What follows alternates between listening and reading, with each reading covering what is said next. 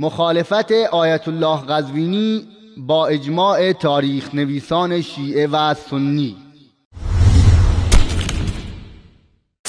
آقای ابوالعاص بن ربیع داماد پیغمبره و شوهر زینب دختر پیغمبره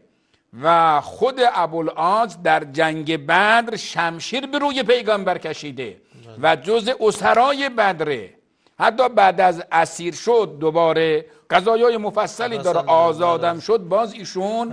چیه برای شما عرض کنم مسلمان نشد. این قضایا کاملا واضح و روشن هست. حتی بعد از اسیر شد دوباره قضایای مفصلی داره، آزادم شد، باز ایشون چیه برای شما عرض کنم مسلمان نشد. حتی بعد از اسیر شد دوباره قضایای مفصلی داره، آزادم شد، باز ایشون چیه برای شما عرض کنم مسلمان نشد.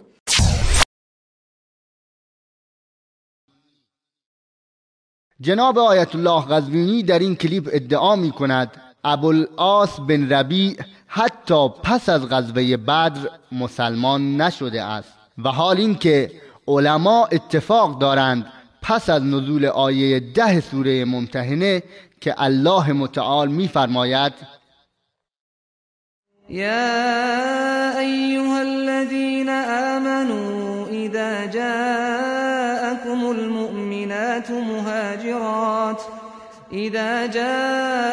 المؤمنات مهاجرات فامتحنوهن الله اعلم بإيمانهن فإن علمتموهن مؤمنات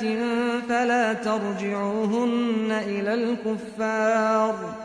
لا هن حل لهم ولا هم يحلون لهن وآتوهم ما أنفقوا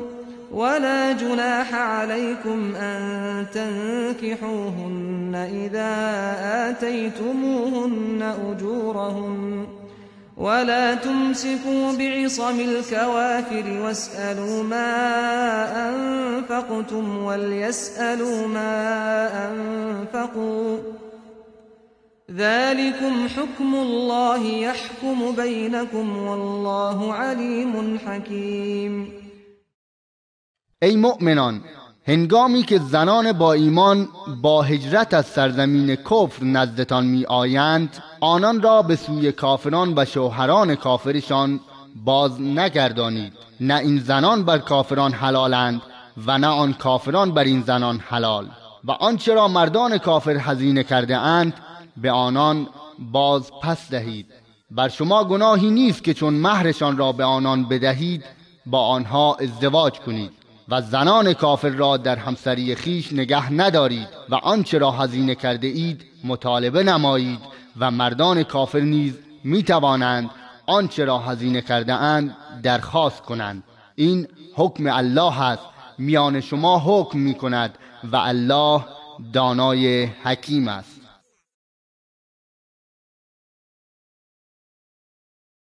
پس از نزول این آیه رسول الله صلی الله علیه و آله و سلم دستور دادند دخترش را از ابوالعاص بن ربیع جدا کرده و از مکه به مدینه بیاورند. و پس از جنگ بدر که ابوالعاص بن ربیع مسلمان شد، رسول الله صلی الله علیه و آله و سلم دخترش زینب را به منزل او بازگرداندند و از این دو زوج خوشبخت دختری به نام امامه به دنیا آمد که امیرالمؤمنین علی بن ابی طالب رضی الله عنه پس از وفات همسرش فاطمه زهرا رضی الله عنها با ایشان که نوه رسول الله صلی الله علیه و آله و سلم و خواهرزاده فاطمه زهرا بود ازدواج کرد که این مسئله مورد اتفاق علمای تاریخ نویس شیعه و سنی می باشد.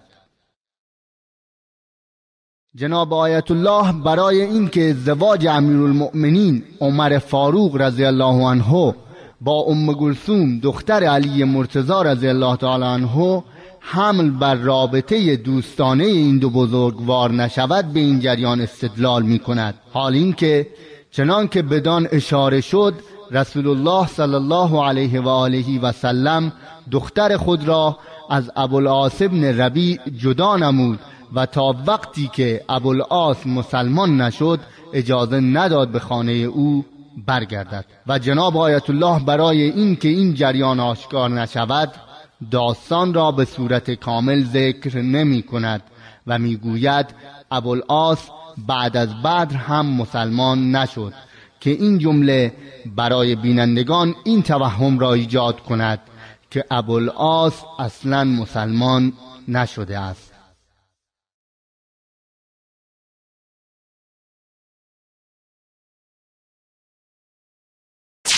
شما را بین حتی در میان خانواده هاتون رسوا میکنیم که وقتی شما میرید خونه خانم جلوت بگیره آقای فلان آقای فلان، هم روایت ما داریم یا نه؟